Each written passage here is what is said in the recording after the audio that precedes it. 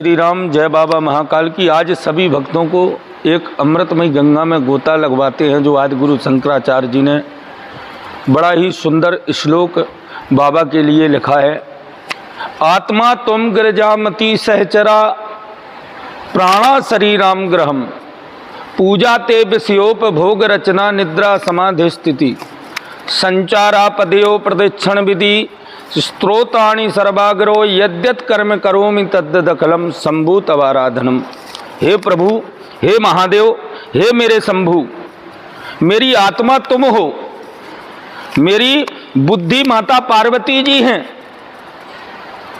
और प्राण आपके गढ़ हैं। हे प्रभु, ये शरीर आपका मंदिर है, संपूर्ण विषय भोग की रचना आपकी पूजा है, निद्रा समाधि है, मेरा चलना फिरना आपकी परिक्रमा है तथा संपूर्ण शब्द आपके स्तोत्र हैं। इस प्रकार से मैं जो भी कर्म करता हूँ वह सब आपकी आराधना है। हे शंभु, आत्मा तुम गिरजामति सहचरा प्राणा शरीरम ग्रहम पूजा ते विषयोपभोग रचना निद्रा समाधि स्थिति संचारा पदयो प्रदक्षिण विधि स्त्रोतानि सर्वागिरो यद्यत कर्म करोमि तद्दखलम शंभु तवाराधनम। जो भी कर्म करता हूँ सब आपकी आराधना है। प्रभु, इतने कृपालु हैं मेरे बाबा।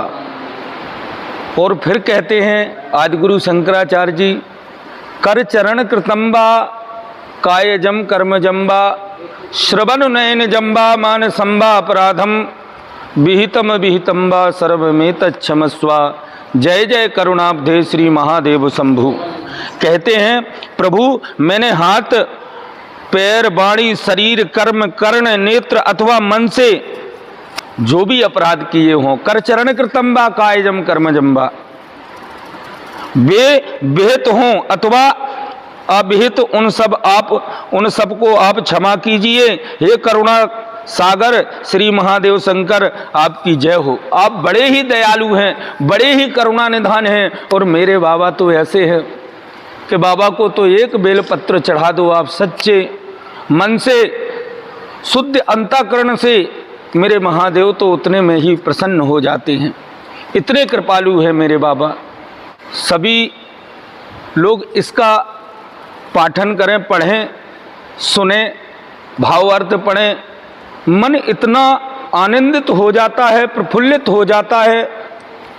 इस श्लोक को पढ़ करके मैं नित्य प्रति बाबा के समक्ष बैठ करके इसको बोलता हूँ कि हे महादेव, आपके जैसा दयालु, आपके जैसा कृपालु मैंने इस 33 कोटि देवी देवताओं में कोई नहीं मुझे ऐसा नजर आया जितनी करुणा आपकी बरसती है।